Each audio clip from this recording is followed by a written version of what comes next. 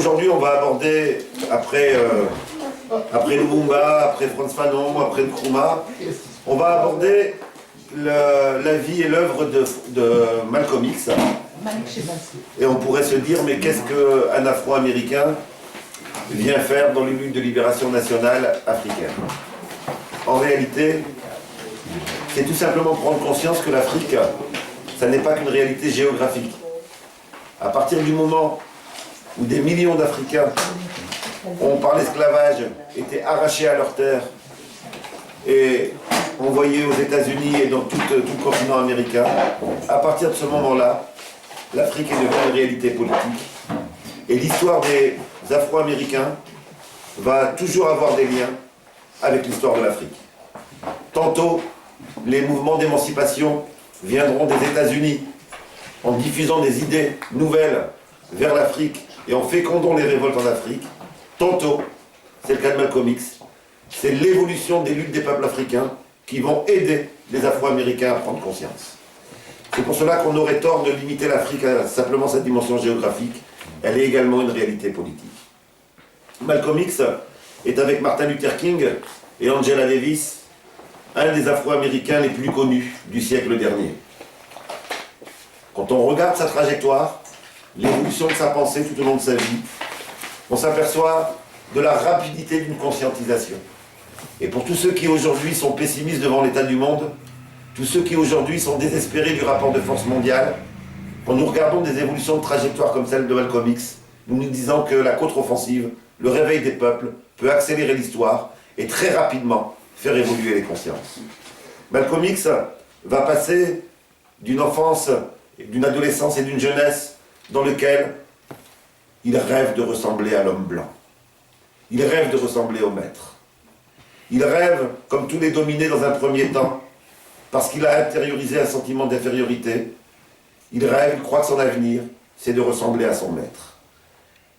Malcolm X passe de cette première posture à une seconde, qui est le nationalisme noir, avec ce qu'on va appeler les Black Muslims, et puis ensuite, dans une troisième phase, grâce aux luttes des peuples africains, la prise de conscience va le mener à une position anti-impérialiste, une position en faveur du socialisme, une position progressiste. Ça souligne donc qu'il faut avoir en tête que jamais, jamais le dominant n'a entièrement gagné, même lorsque l'obscurité assombrit les espoirs. Première phase de la vie de Malcolm X, je reprendrai une expression de Frantz Fanon, le nègre blanc. Le nègre blanc, le nègre qui a honte d'être noir, le nègre qui pense que son avenir est de ressembler au maître. La première étape de la vie de Malcolm correspond à cette phase du nègre blanc que Fanon a admirablement décrit et que nous avons vu dans un cours précédent. Dans cette première phase de la domination, parce qu'on peut l'appliquer également aux dominations de classe, l'ouvrier, s'il n'a pas de conscience politique, pense que son avenir c'est d'ouvrir une entreprise, mais également aux dominations sexistes. La femme qui n'a pas encore pris conscience que l'oppression des femmes est systémique et liée au système social, pense qu'elle doit se nier en tant que femme. Dans cette première phase de la domination, le sentiment d'infériorité est entièrement intériorisé. Le dominé veut ressembler au dominant. Il veut être aimé par lui. Regardons cette première étape de la vie de Malcolm X et nous verrons que nous sommes bien, que Frantz Fanon avait bien raison de considérer que c'était cette première phase qui caractérisait la domination.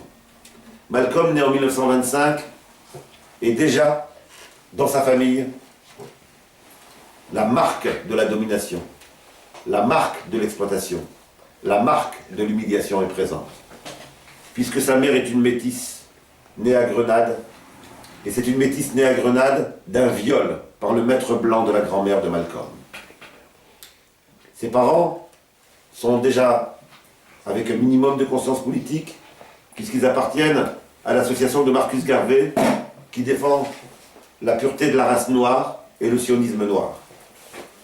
Rappelez-vous, lorsqu'on a vu au cours du premier cours sur l'histoire des luttes de libération nationale, nous avons vu que la première étape de la prise de conscience, ça a été de dire, eh bien, puisque les Blancs nous dominent, puisque les Blancs nous méprisent, nous allons mépriser les Blancs.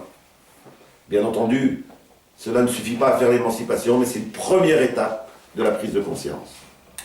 Et cette association de Marcus Garvey, auquel appartiennent les parents de Malcolm X, prône donc le retour en Afrique des descendants d'esclaves. L'enfance de Malcolm est marquée par cette violence raciste qui constitue la vie des États-Unis. J'ai déjà parlé du viol de sa grand-mère, et il s'aperçoit de ce viol à chaque fois qu'il regarde sa mère, nous dit-il, et il nous décrit dans son autobiographie, « Ma mère avait la peau presque blanche et des cheveux noirs mais non crépus. » Mais dans la vie de Malcolm, le racisme va réapparaître dans des formes encore plus douloureuses. C'est l'époque où les fascistes, aux États-Unis, avec le Ku Klux Klan, mais également avec d'autres organisations, comme la Légion Noire, agressent les familles de militants. La famille de Malcolm est agressée par le Ku Klux Klan. On assassine 4 de ses oncles, et son père également est tué par des organisations fascistes. La question noire est donc inscrite dans la vie, dans l'enfance de Malcolm. Mais les 2 parents ne réagissent pas de la même façon. J'entre dans ces détails parce que, encore aujourd'hui, face à la domination, vous pouvez retrouver toutes ces nuances. Le père de Malcolm, en dépit de son militantisme dans l'association de Garvey, a intériorisé le sentiment d'infériorité.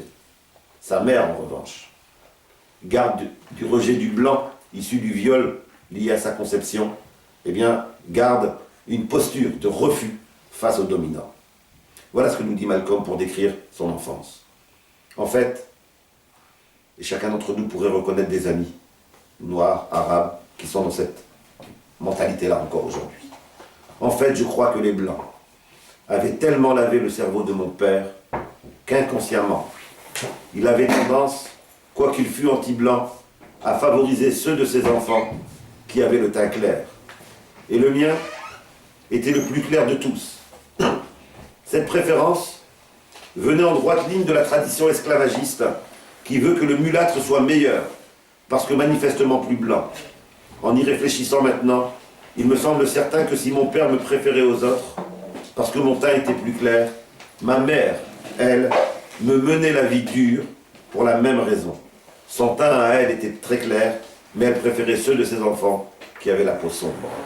On voit bien que le racisme n'est pas une réalité extérieure aux Noirs aux États-Unis, c'est quelque chose qui se rappelle à eux tous les jours, en permanence. Le père de Malcolm est tué par les fascistes du Ku Klux Klan. Il a 6 ans. Et Malcolm va être très rapidement séparé de sa mère à 13 ans. Elle est internée en hôpital psychiatrique et les enfants vont être placés à l'assistance publique. Dans sa famille d'accueil, Malcolm est repéré comme étant un bon élève. Au lycée, il est un des meilleurs élèves de sa classe et il rêve d'être avocat. Et là, de nouveau, le racisme va se rappeler à l'existence de Malcolm, puisque un de ses professeurs, et en plus un professeur antiraciste, vient lui dire qu'il faut qu'il abandonne son projet d'être avocat, parce que dans les États-Unis de l'époque, être avocat pour un noir est quelque chose d'impensable. Et ça, c'est bien, on n'a pas affaire à un fasciste qui dit ça à Malcolm, c'est un prof antiraciste, ce qui souligne que le racisme n'est pas un problème d'individu, mais un problème de système social, un problème structurel, puisque ce prof, sans le vouloir, reproduisait les discriminations racistes, tout simplement en éliminant du combat pour être avocat un des meilleurs élèves. Lorsqu'il arrive, 3 ans plus tard, Malcolm arrive à Boston pour vivre chez sa sœur, et là, Malcolm va découvrir la grande ville. Jusqu'à présent, il était à la campagne, il vivait le racisme, mais il n'était pas encore dans les endroits dans lesquels il y avait des masses de Noirs regroupés. Dans la grande ville, eh bien, Malcolm va vivre ce qu'on va vivre la plupart des Noirs américains, mais on pourrait dire aujourd'hui, en France, aussi la plupart des enfants de l'immigration dans la grande pauvreté. Malcolm va rechercher du travail, être confronté au chômage, inévitablement croiser des trafics, des réseaux de trafic de stupéfiants, être tenté par la délinquance, commencer la petite délinquance. Et à ce moment-là, eh bien, le comportement de Malcolm est un comportement qui est de ressembler aux Blancs. Il se défrise les cheveux.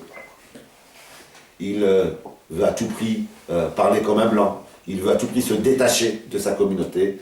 Bref, il y a cette idée qui était de vouloir ressembler à tout prix au maître. Voilà comment Malcolm nous en parle à l'époque. nous n'hésitions pas à mutiler et à profaner nos corps.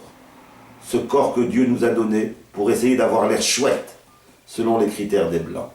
On a bien un Malcolm qui, à l'époque, a intériorisé son sentiment d'infériorité et est persuadé que le noir est négatif, le blanc est positif, noir est d'être de malédiction, nier sa négritude, c'est un signe de progrès pour Malcolm à l'époque. Frantz Fanon avait raison. La première étape pour un dominé, c'est d'abord d'essayer de plaire à son dominant, de lui ressembler. Seconde phase. Que dit Frantz Fanon? La fierté d'être noir. Lorsque ce sentiment de s'émanciper en ressemblant au maître ne marche pas, il va y avoir une seconde étape qui est de retourner le stigmate. C'est-à-dire tout ce qui était mis en négatif va être transformé en positif.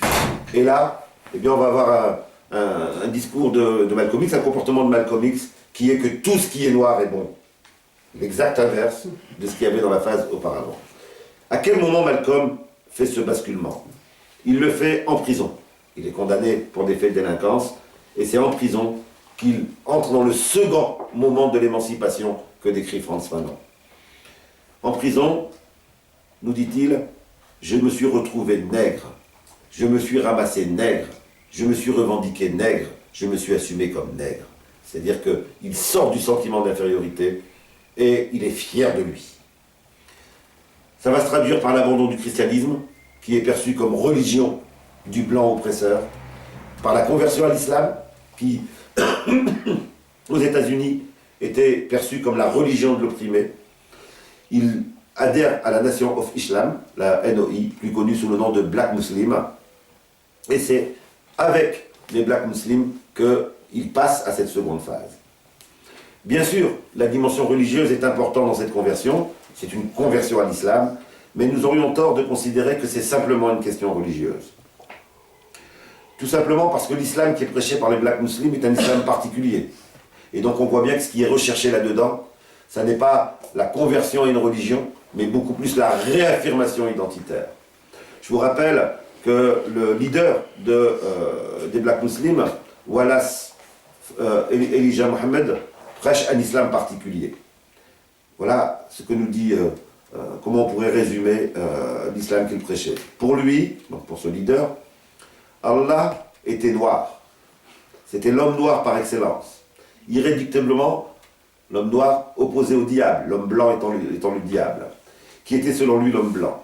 Issu d'une honteuse dégénérescence biologique, provoquée il y a 6000 ans par un sang noir en rébellion contre Allah. On voit bien que c'est un islam particulier, une certaine interprétation de l'islam, et c'est pour cela que c'est important de bien saisir que dans le comportement de Malcolm et de tous ceux qui sont dans les Black Muslims, la question religieuse est présente, mais c'est d'abord la question de la sortie de l'oppression, de la sortie du sentiment d'infériorité qui est posé, puisque l'interprétation de l'islam qui va être faite est pour valoriser l'homme noir par rapport à l'homme blanc.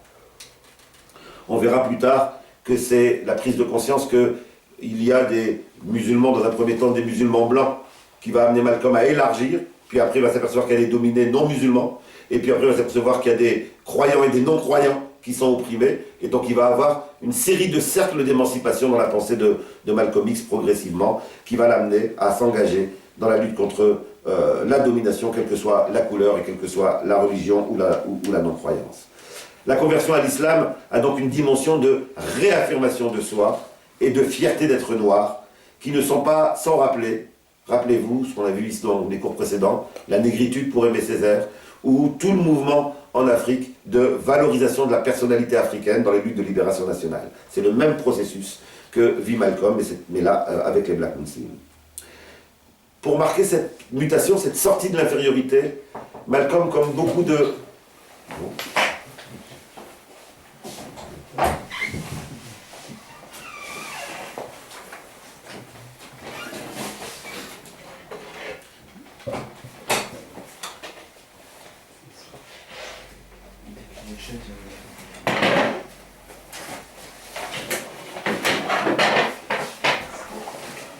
C'est pour ça que c'est important d'arriver à l'heure.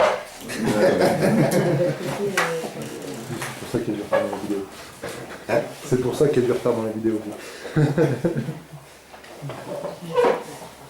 pour marquer cette seconde phase, donc cette sortie de l'infériorité et cette fierté d'être soi-même, Malcolm va, et on verra dans les prochaines étapes de sa vie qu'il fera la même chose, va changer de nom.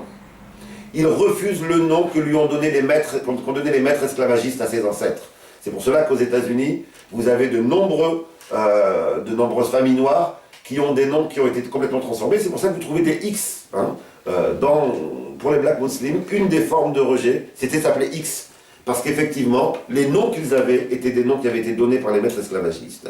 Le changement de nom est promu par les Black Muslims.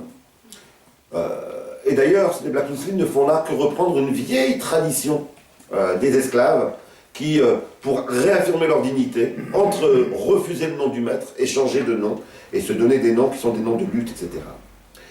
Dans le contexte de la décennie 50 et 60 aux États-Unis, eh bien, l'approche des Black Muslims fait peur. Elle fait peur à qui? Eh bien, elle fait peur à deux catégories de la population. Elle fait peur à la majorité, on va dire, entre guillemets, démocrates, au sens politique du terme, pas démocrates au sens des gens favorables à la démocratie, les démocrates tels qu'ils sont aux États-Unis, qui sont pour l'intégration. En réalité, l'intégration signifie le maintien du sentiment d'infériorité. Et donc, ils s'opposent à ça. Les questions de Malcolm et des Black Muslims font peur aux intégrationnistes, mais elles font peur aussi à la minorité bourgeoise noire qui commence à apparaître, qui est extrêmement minoritaire, mais qui voit d'un mauvais œil cette réaffirmation de la fierté d'être noir, ce sentiment d'infériorité qui disparaît. Elle correspond en revanche aux besoins de nombreux noirs de milieux populaires. Et c'est pour cela que les Black Muslims vont avoir un succès énorme. C'est par dizaines de milliers qu'il y a adhésion aux Black Muslims. Tout simplement parce qu'il y a cette dimension populaire, c'est les classes populaires noires qui se reconnaissent dans les positions des Black Muslims. Voilà comment Frank Steiger, un des meilleurs spécialistes des travaux de Malcolm et un de ses biographes les plus importants, un historien, voilà comment il résume la situation pour expliquer la conversion à l'islam et l'adhésion aux Black Muslims. Les raisons n'étaient pas forcément religieuses. Tous n'entraient pas à la nouvelle nation of Islam après avoir ressenti une ultime révélation dans la théologie. On pouvait aussi être séduit par l'idée d'appartenir à un groupe. Donc il faut se mettre en tête ce que c'était que la vie d'un noir, dominé, exploité, etc. Et là, c'est la fierté d'être dans un groupe. Être séduit par l'idée d'appartenir à un groupe, à une fraternité. Les membres étaient très liés entre eux et très solidaires. Possédant une forme de pouvoir et ne perdant pas la face devant la société blanche décadente. Être Black Muslim signifiait aussi prendre connaissance de sa propre valeur, se voir tel que l'on était, et non pas au travers de l'image que le blanc avait fait de soi. La morale très puritaine, exigée, découlait en partie de cette volonté de briser l'image caricaturale du noir, en apprenant à connaître et à aimer une certaine histoire du peuple noir, on apprenait à s'aimer soi-même et en développer un plus grand sens communautaire. Malcolm se définit donc plus seulement comme étant un blanc, un aspirant à devenir blanc, désormais il se définit comme un nationaliste noir musulman. C'est-à-dire qu'il considère que l'émancipation des Noirs aux États-Unis doit passer par la conversion à l'islam d'une part, et deuxièmement, par la création d'une république noire dans un des États des États-Unis. C'était ça le programme des Black Muslims. Entre guillemets, c'était également le programme des communistes américains, états-uniens plus exactement. La troisième phase de l'évolution de Malcolm X va être celle que décrit Frantz Fanon, la prise de conscience politique. Et cette prise de conscience, elle va apparaître au travers de la rupture avec les Black Muslims.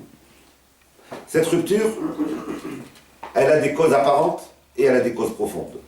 Les causes apparentes sont celles qui vont amener Malcolm à quitter les Black Muslims. Les causes profondes sont celles qui sont les véritables, celles qui structurent en réalité, même si Malcolm n'en avait pas forcément conscience.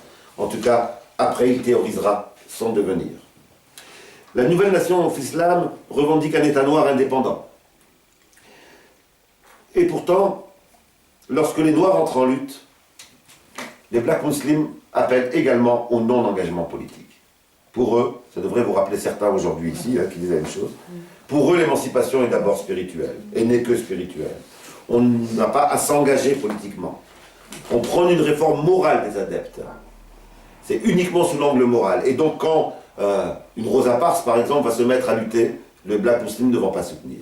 Malcolm, avec son histoire, avec son ancrage dans les classes populaires, avec sa sensibilité aux oppressions de base, aux noirs quelconques, aux chômeurs noirs, aux paysans noirs, etc., avec cette sensibilité-là, ne va pas pouvoir supporter que d'un côté, les masses noires entrent en lutte et que de l'autre côté, les Black Muslims se contentent d'appeler une réforme morale et non pas à organiser ces luttes et à entrer soi-même dans la lutte.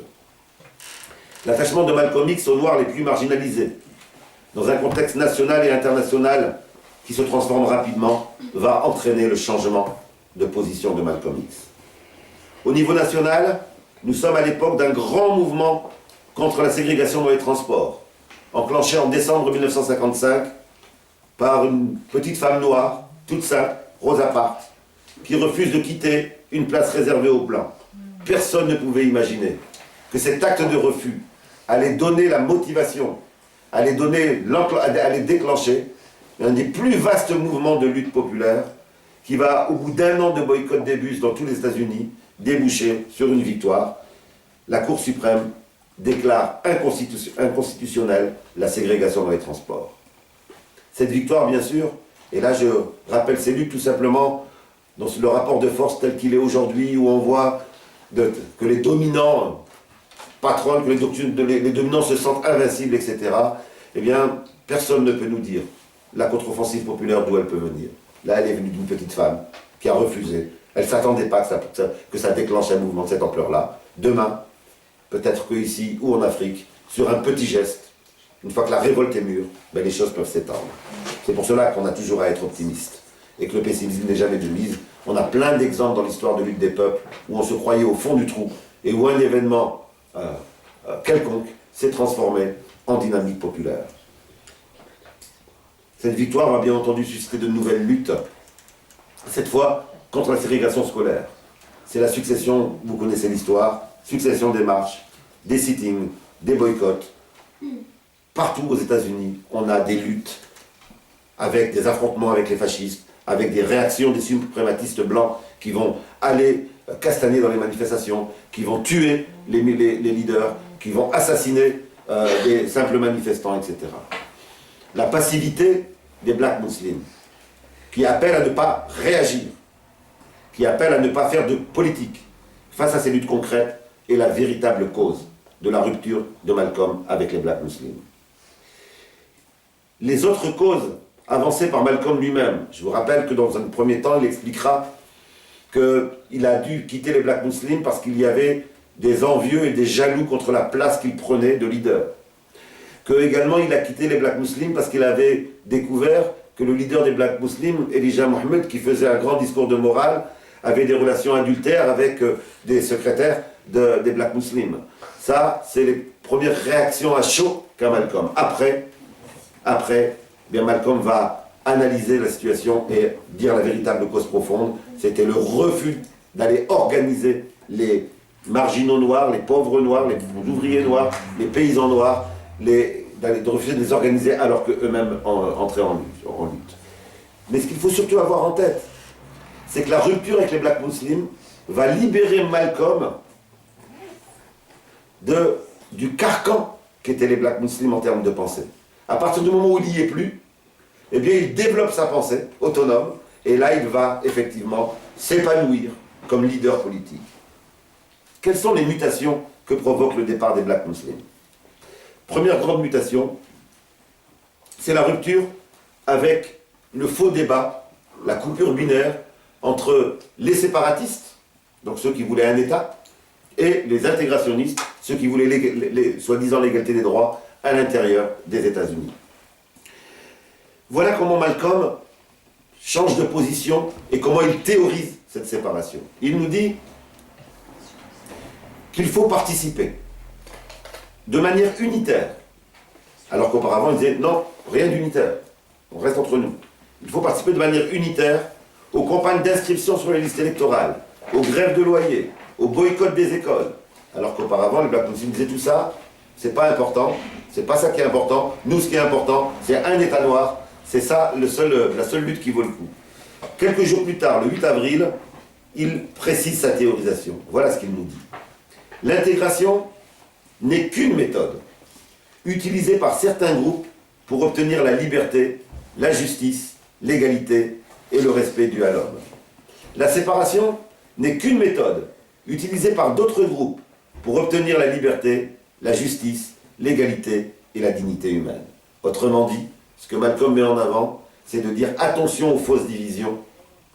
La véritable intégration ou séparation sont deux tactiques. Mais à partir du moment où c'est l'égalité qui est visée, c'est ça qui doit primer pour fonder l'unité et être ensemble. Les gens sont vraiment indisciplinés de plus en plus. Du coup, ça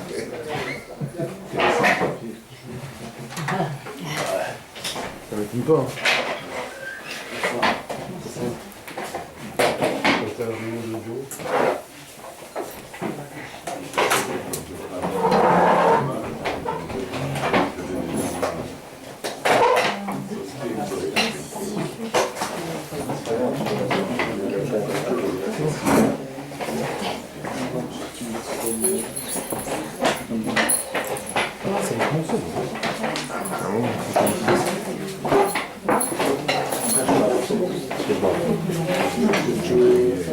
J'ai des cadavres.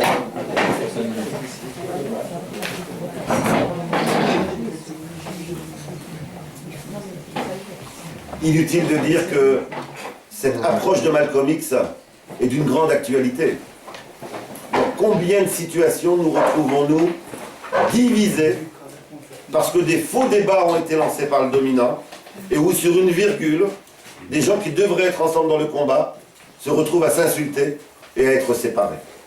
Et on peut avoir une multitude, si vous voulez tout à l'heure dans le débat, je vous donnerai des exemples dans l'immigration aujourd'hui, sur comment on lance des débats qui visent à diviser le camp des opprimés.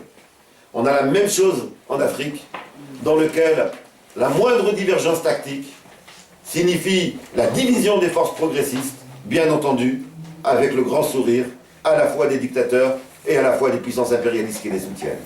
En mettant en avant l'unité et en resituant les débats sous la forme de divergences tactiques, Malcolm dit la question principale qui est celle de l'unité. Ça ne veut pas dire que Malcolm renonce à critiquer les points de vue intégrationnistes. Simplement, il met l'unité en premier lieu. En même temps qu'il nous dit préoccupation unitaire des dominés, Malcolm nous dit en même temps, attention, l'intégration, c'est un mythe. Et il le fait en théorisant ce qui est connu dans ses travaux comme la théorie des deux types de nègres. Voilà ce qu'il nous dit. Il y avait deux types de nègres. Il y avait le vieux nègre domestique et le nègre de plantation. Le nègre de domestique veillait toujours aux intérêts de son maître. Quand le nègre de plantation s'éloignait trop, il le rapportait au maître et on le renvoyait dans les champs. Le nègre domestique pouvait se le permettre, car il vivait mieux, était mieux habillé, et vivait dans une maison plus confortable. Puis il y avait les nègres de plantation, qui habitaient dans des cabanes, et n'avaient rien à perdre. Ils portaient des pires vêtements, et mangeaient la pire nourriture. Ils vivaient en enfer, ils goûtaient la morsure du fouet. Aujourd'hui encore, il y a les nègres domestiques et les nègres de plantation.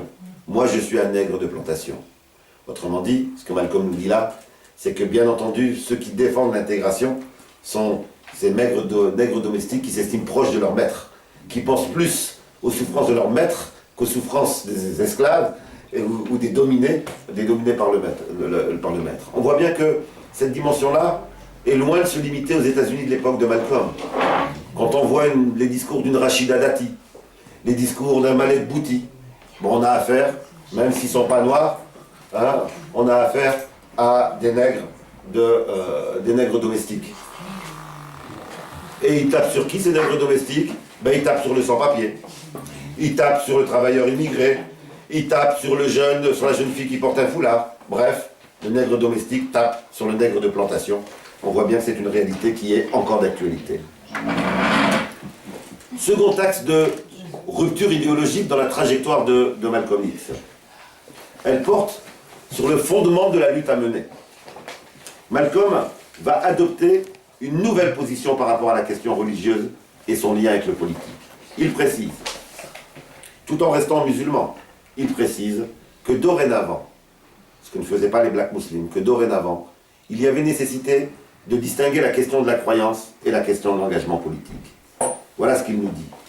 Nous ne mélangeons pas notre religion et notre politique. Nous ne les mélangeons plus.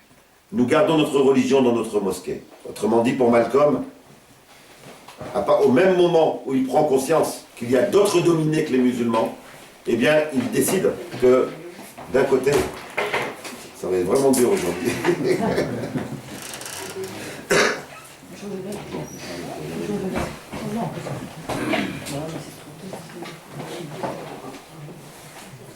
Et donc, Malcolm refuse que la religion soit un facteur de division entre dominés. Et il en appelle donc à, non pas abandonner la croyance pour les croyants, mais à bien distinguer la sphère de l'engagement politique et la sphère de la croyance religieuse. Malcolm, individuellement, reste profondément musulman, mais il sépare désormais l'organisation des croyants pour leur foi, et ils fondent la Muslim Mosque aux États-Unis en mars 64, et l'organisation politique qui, elle, vise l'égalité et qui ne s'adresse pas seulement aux musulmans, mais à tous les noirs. C'est parce que c'est Malcolm que vous avez décidé de saboter aujourd'hui? Non, c'est parce qu'il y a du monde qui arrive et il y a moins que les gens savent que c'est Malcolm. C'est la fin des élections, on a du temps.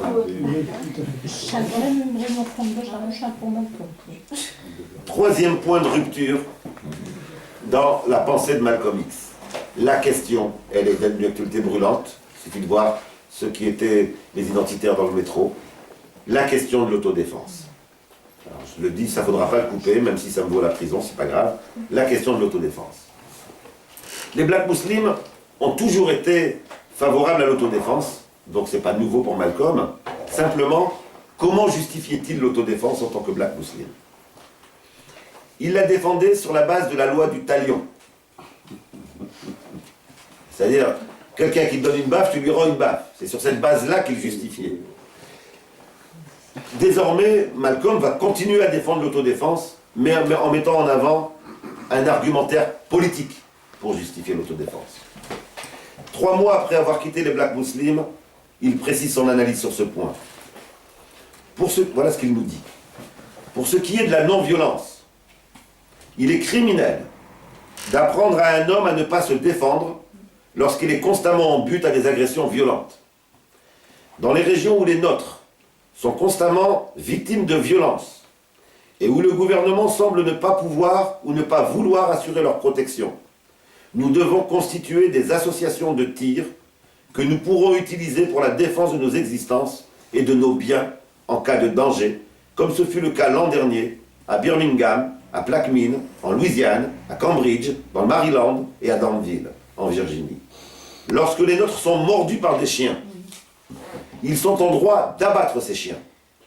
Nous devons être pacifiques et respecter les lois, mais le moment est venu pour le noir américain de recourir à l'autodéfense chaque fois qu'il est victime d'une agression injuste et illégale.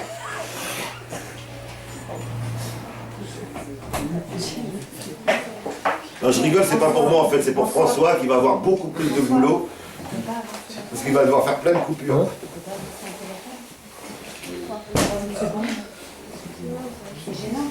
Non, bah laisse, c'est bon, c'est bon.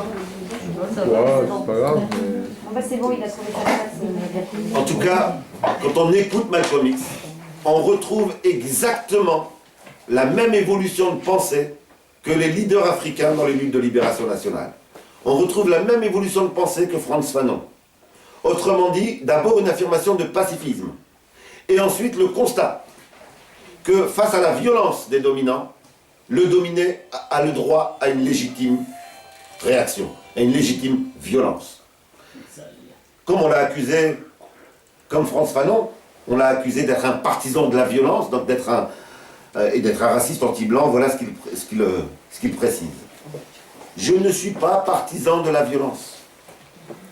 Si nous pouvions faire reconnaître et respecter notre peuple par des moyens pacifiques, ce serait excellent.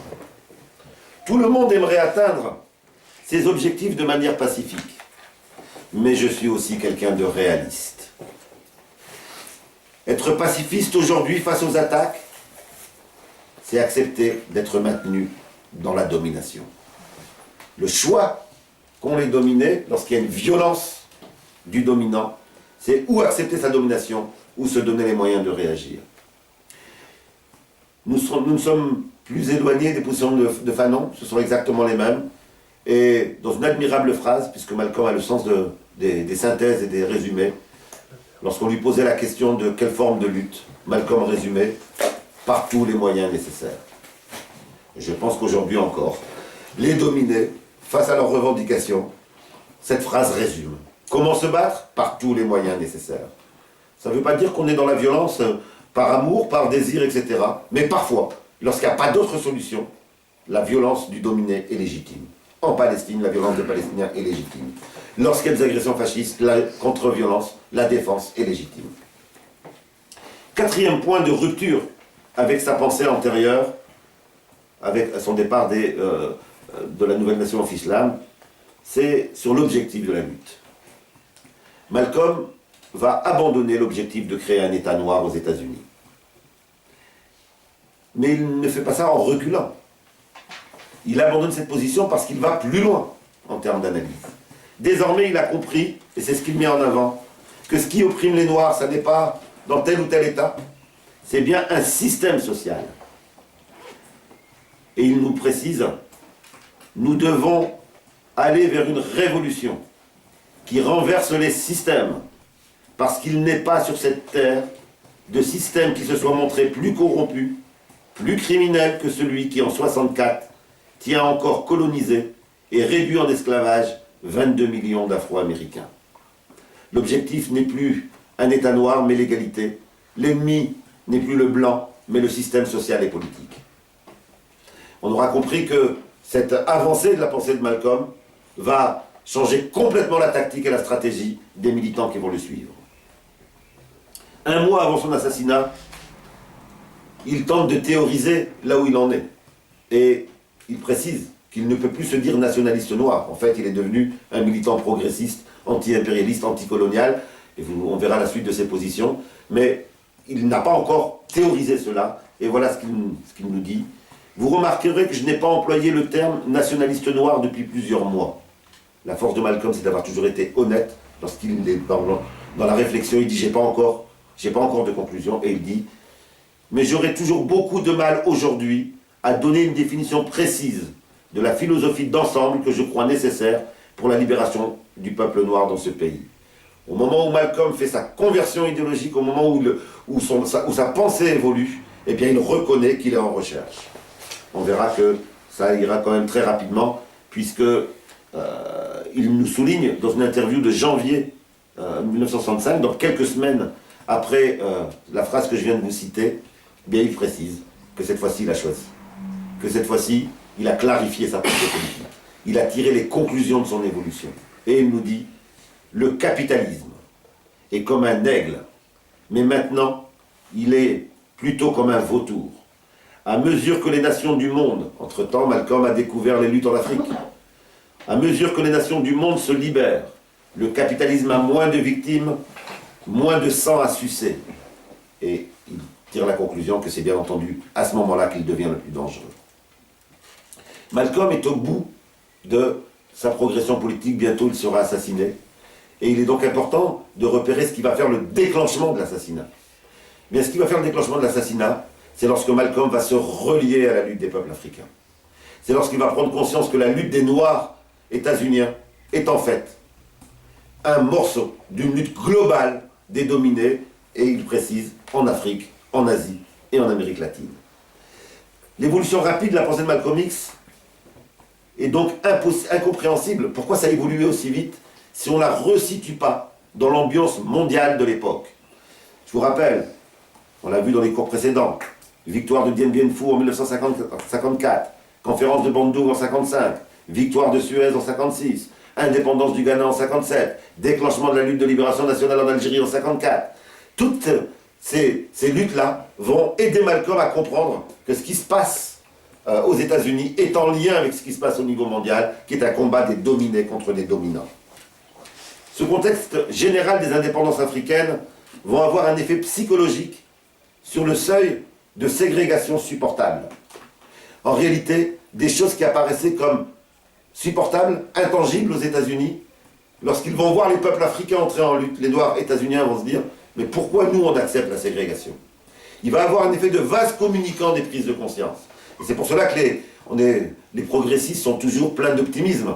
C'est que chaque victoire à un endroit de la planète donne des leçons et des armes aux dominés des autres endroits de la planète. Il suffit de voir comment un Chavez est applaudi partout sur la planète, où on voit bien que les gens voient en ce qui se passe au Venezuela de l'espoir de ce qui pourrait se passer ailleurs. Et bien c'était la même chose pour les Noirs états-uniens. En voyant les luttes en Afrique, bien la ségrégation est devenue encore plus insupportable et les luttes se sont développées. La timidité d'entrer en lutte a été cassée et on est passé tout de suite à des luttes plus offensives, et donc il y a des liens entre les luttes partout sur la planète. Les indépendances vont en quelque sorte contraindre les Noirs états-uniens à reconsidérer leur propre situation et à radicaliser leur lutte. Et une des conséquences de cette radicalisation, c'est l'évolution politique et idéologique de Malcolm X. La rupture avec la nouvelle nation d'Islam est rapide, inattendue et déstabilisante. Malcolm est profondément croyant. Malcolm a cru mais vraiment profondément à Elijah Muhammad. Donc c'est un vrai drame pour lui que cette séparation. Et il va vivre, nous dit-il, une véritable crise spirituelle. Et cette crise spirituelle, eh bien, il va y répondre en faisant 2 voyages. Où ça? En Afrique. Là où ça se bat. Et il revient d'Afrique, complètement ressourcé. Il revient d'Afrique en ayant confronté ce qu'il avait déjà appris tout seul par son expérience avec ces militants qu'il rencontre. Il rencontre un Ben Bella, il rencontre un Nkrumah, il rencontre un Fanon, il rencontre tous ces militants dont on a déjà parlé ici dans les cours précédents, et il va revenir complètement transformé. Le premier voyage est un voyage qui est un voyage dans lequel c'est la question de sa foi qui est posée, puisqu'il va à la Mecque pour clarifier son rapport à l'islam, et là il se rend compte que l'islam des Black Muslims est un islam raciste, est un islam qui se limite aux Noirs, et il revient tout en restant musulman, mais en soulignant que pour lui, l'islam c'est une dimension universelle. Voilà comment il décrit cette universalisation de sa pensée. Comment il passe de la question noire à la question musulmane noire à la question musulmane en général. Voilà ce qu'il nous dit. J'ai pris ma nourriture à la même assiette que des hommes dont les yeux étaient du bleu le plus bleu, les cheveux du blond le plus blond, et la peau du blanc le plus blanc. Et j'ai senti, dans les propos et les actes de ces musulmans blancs, la même sincérité que je trouvais dans ceux des musulmans africains du Nigeria, du Soudan et du Ghana. Le véritable islam détruit le racisme, parce que les hommes et les femmes de toute couleur et de toute race qui en acceptent les principes religieux et qui adorent le seul Dieu, Allah, acceptent du même coup automatiquement de se considérer comme frères et sœurs, sans se soucier des différences de couleur. Peut-être serez-vous fort surpris de trouver de tels propos sous ma plume. Malcolm est conscient que sa position évolue. Mais je me suis toujours efforcé de regarder les choses en face et d'admettre la réalité de la vie telle qu'elle m'est dévoilée à travers les expériences et les connaissances nouvelles.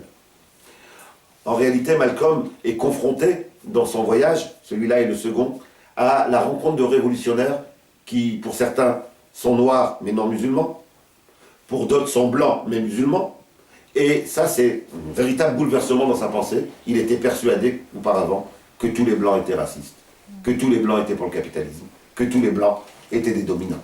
Là, il découvre d'une part qu'il y a des noirs qui collaborent avec les dominants, et d'autre part qu'il y a des blancs qui se battent. Il cite en particulier la rencontre avec un révolutionnaire algérien, et il décrit dans ses mémoires comment cette rencontre-là l'a bousculé, puisque en lui décrivant sa théorie sur les Noirs états-uniens, eh bien, le révolutionnaire du Front de Libération Nationale, il n'en donne pas le nom, lui pose la question, mais nous battons tous pour abattre la domination partout dans le monde. Tu me mets où, moi? Je ne suis pas noir. Cette simple question amène Malcolm à s'interroger, à reconsidérer toutes les théorisations erronées qu'il avait auparavant. En fait, avec cette transformation dans sa conception de la religion musulmane, le dernier verrou idéologique qui le bloquait pour aller vers l'internationalisme explose au cours de ce pèlerinage. Puisqu'à partir du moment où il a accepté que ce n'était pas une question de couleur, bien après il pouvait accepter que ce n'était pas une question de religion même, et que donc des athées ou des chrétiens ou d'autres qui étaient dominés devaient faire partie du même combat. Malcolm a acquis une nouvelle optique universaliste qui vont le conduire à deux conclusions politiques. Premièrement, l'abandon du séparatisme noir, et deuxièmement, le fait que le combat est un combat contre un système économique, social et politique. Second voyage de Malcolm, la visite des pays en lutte et des pays indépendants d'Afrique. Il décrit l'impact de ce voyage en Afrique. L'Égypte, le Liban, le Nigeria, le Ghana, le Maroc, l'Algérie. Et il revient enthousiasme. Il a rencontré un continent en pleine effervescence anti-impérialiste. Il a croisé Nasser, Nkrumah, Ben Bella. Ils ont parlé de tricontinental anti-impérialiste. Ils ont parlé d'engagement militaire pour libérer les dernières colonies. Malcolm ne peut plus analyser le monde uniquement avec ces catégories qui étaient celles d'un islam réservé aux Noirs, et même simplement sur une question religieuse, il est contraint d'élargir sa pensée. La rencontre avec cette Afrique progressiste enracine le nouvel universalisme de Malcolm en lui donnant cette fois-ci une dimension d'engagement concret dans le combat internationaliste. Voilà ce qu'il dit en 1964 en revenant dans un courrier qu'il écrit d'Afrique et dans lequel il essaye de faire la synthèse entre sa foi et son engagement révolutionnaire, puisqu'il devient révolutionnaire, il devient internationaliste. Et il dit « Le Coran fait au monde et aux musulmans une obligation de prendre parti de ceux dont les droits humains sont violés, quelle que soit la conviction religieuse des victimes. Malcolm, comme croyant, se considère comme devant s'engager dans la lutte contre toutes les dominations, quelle que soit la croyance ou la non-croyance des dominés. » On comprendra bien que cet islam n'a rien à voir avec un certain islam qatari aujourd'hui, ou avec certaines conceptions. On comprendra bien que c'est tout autre chose dont il est question aujourd'hui. C'est bien à partir d'une conviction musulmane d'une part, et de la rencontre avec l'Afrique révolutionnaire d'autre part, que Malcolm va s'éloigner des approches culturalistes des Black Muslims et va s'orienter vers l'universalisme et l'internationalisme. D'ailleurs, Malcolm comprend très vite que les victoires en Afrique sont le véritable signe que les Noirs états-uniens peuvent sortir de leur isolement. Et effectivement, les premiers pays indépendants d'Afrique vont poser la question à l'ONU, alors qu'auparavant ils n'avaient jamais réussi, poser la question à l'ONU à plusieurs reprises de la ségrégation aux États-Unis. Vont demander la condamnation des États-Unis pour la ségrégation qui est effectuée. Et ça vient des pays africains, ça vient des nouveaux pays indépendants qui se sentent, grâce à Malcolm, grâce au lien avec Malcolm, qui se sentent engagés dans le combat anti-ségrégation. Il y a un pont de solidarité entre États-Unis et Afrique qui se pose à ce moment-là. La théorisation est désormais aboutie pour Malcolm. Il a compris. Il a compris et il le dit de manière très claire dans deux de ses discours qu'il fait le même jour. Deux discours qu'il fait le même jour, ça soulignait l'ampleur de sa réflexion théorique. Dans un premier discours, donc c'est le 20 décembre 1964. Il sera assassiné quelques temps plus tard. Et c'est pour cela, c'est cette prise de conscience-là qui va accélérer son assassinat. Dans un premier discours, Malcolm insiste sur l'importance de la radicalité du combat pour l'émancipation. Il n'y aura pas de libération sans radicalité, parce que l'oppression est radicale.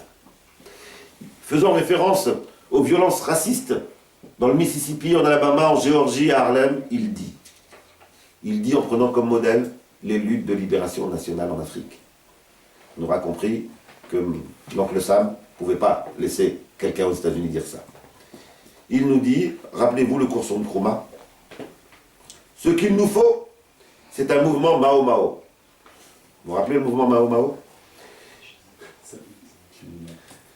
Il poursuit. La principale leçon de mon périple africain, c'est la nécessité de la colère dans le combat pour l'émancipation. J'ai remarqué, insiste-t-il, que dans les régions où l'indépendance avait été obtenue, quelqu'un s'était mis en colère. Dans les régions qui n'étaient pas encore indépendantes, Personne ne s'est mis en colère. Les gens étaient tristes. Ils restaient à parler de leur malheur, mais ils n'étaient pas fous de rage. Oui, le changement du monde suppose la passion, suppose la colère. Tous ceux qui vous demandent, face à l'oppression, de réagir tranquillement, avec de la distance, etc., ben, sont des personnes qui ne connaissent rien à l'oppression, qui ne la vivent même pas. Le même jour, il fait un second discours. Et là, il nous donne ses conclusions politiques. Et elles sont claires. Internationalisme et socialisme. Pour lui, l'erreur du mouvement noir par le passé est d'avoir sous-estimé les liens avec les autres peuples en lutte. Ces liens sont à prendre en compte ne sont pas des liens religieux. Ce ne sont pas des liens culturels. Ce sont des liens qui se fondent sur une communauté d'oppression par le même système capitaliste mondial, dit-il. Les interventions impérialistes, comme au Congo, ont une base économique, précise-t-il, liée aux matières premières. Les États-Unis et l'Europe s'inquiètent de l'industrialisation des nouveaux pays indépendants et agissent pour la contrecarrer, approfondit-il.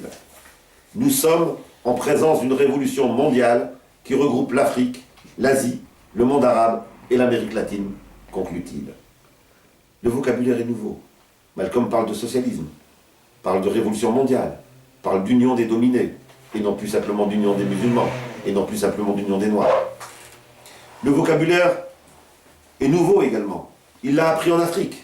Rappelez-vous le cours où je vous décrivais l'ampleur des activités de rencontres, de conférences, de passage d'idées entre toutes les luttes de libération nationale. Oui, Malcolm a appris la notion d'impérialisme, la notion d'internationalisme, la notion de tiers-monde, la notion de socialisme au travers de cette école formidable qu'étaient les luttes de libération nationale.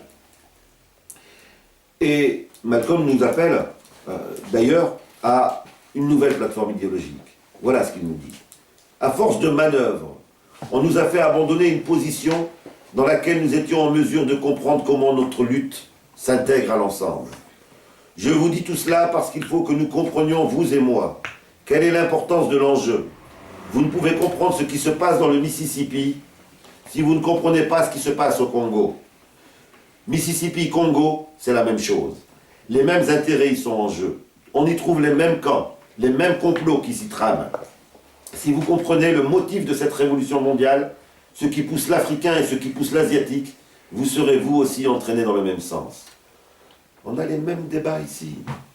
Ceux qui pensent que le sort de l'immigration va se transformer alors que les pays dont sont originaires leurs parents restent sous la coupe néocolonialiste, le mépris et les idéologies culturalistes visant à justifier les dominations néocoloniales en Afrique subsaharienne ou au Maghreb, une fois qu'elles existent, ces idées s'appliquent aux descendants de ces immigrations exactement de la même façon. Autrement dit, le devenir des pays capitalistes est bien entendu en lien avec les luttes qui sont menées en Afrique. Et là, Malcolm appelle les Noirs états-uniens à une conviction anti-impérialiste face aux interventions des États-Unis dans le reste de la planète. Force est de dire qu'on a encore du boulot. Quand on voit la faiblesse des manifestations lorsque la France intervient en Afrique, que même les populations africaines, du Sud comme du Nord, sont peu présentes dans les combats anti-impérialistes, eh bien on voit bien que ce que Malcolm nous apprenait, eh bien nous avons à le réapprendre. Nous aurions dû être des milliers lorsque la France est intervenue au Mali, avec tous les progressistes, mais les Africains et les Maghrébins en particulier, puisque c'est frontalier avec le Mali. Et on n'a pas eu ça. Les tentatives de déstabilisation en Afrique prennent une ampleur énorme. Auparavant, nous avions en moyenne une guerre par an. Avec Hollande, on a deux guerres par année. Et pourtant, le silence dans nos rues. Silence de tout le mouvement anti-impérialiste, donc ça concerne les enfants de l'immigration comme les militants progressistes occidentaux, mais aussi avec une responsabilité particulière pour nous. L'anti-impérialisme, l'internationalisme et le positionnement de Malcolm pour le socialisme vont signer sa condamnation à mort. Surtout que les services secrets états-uniens savent très bien que Malcolm n'a jamais discouru pour rien. Une autre caractéristique de Malcolm, c'est qu'il a toujours allié ses convictions théoriques avec les conclusions pratiques qui en découlaient. Par exemple, lorsque Che Guevara vient à l'Assemblée générale des Nations Unies, il rencontre Malcolm. Et il parle de quoi? Il parle de quoi? De l'organisation de volontaires états-uniens pour aller aider la lutte des partisans de Lumumba, alors que les États-Unis et l'Europe sont en train d'assassiner Lumumba et de déstabiliser complètement le Congo. Malcolm était en train de préparer des légions de volontaires avec le Tché pour aller défendre Lumumba. On comprendra qu'un tel homme qui attire des foules immenses et qui en même temps tire des conclusions pratiques de ces théories était quelqu'un de dangereux. D'ailleurs, la mort de Malcolm ne va pas suffire. La mort de Malcolm va donner naissance à une radicalisation encore plus forte, mais une radicalisation qui tire les leçons aussi de l'apport de Malcolm X. Les Black Panthers, le Black Panthers Party, se définissent comme des enfants de Malcolm X. Je voudrais terminer, parce que justement, ce sont des enfants de Malcolm X, par simplement rappeler l'analyse des Black Panthers qu'ils tirent directement de Malcolm. Nous ne combattons pas le racisme par le racisme. Nous combattons le racisme par la solidarité. Nous ne combattons pas le capitalisme exploiteur par le capitalisme noir. Nous combattons le capitalisme par le socialisme. Nous ne combattons pas l'impérialisme par un impérialisme plus grand. Nous combattons l'impérialisme par l'internationalisme prolétarien. Nous croyons que notre combat est une lutte de classe et non pas une lutte raciale. Voilà le grand apport de Malcolm et voilà pourquoi il a été tué.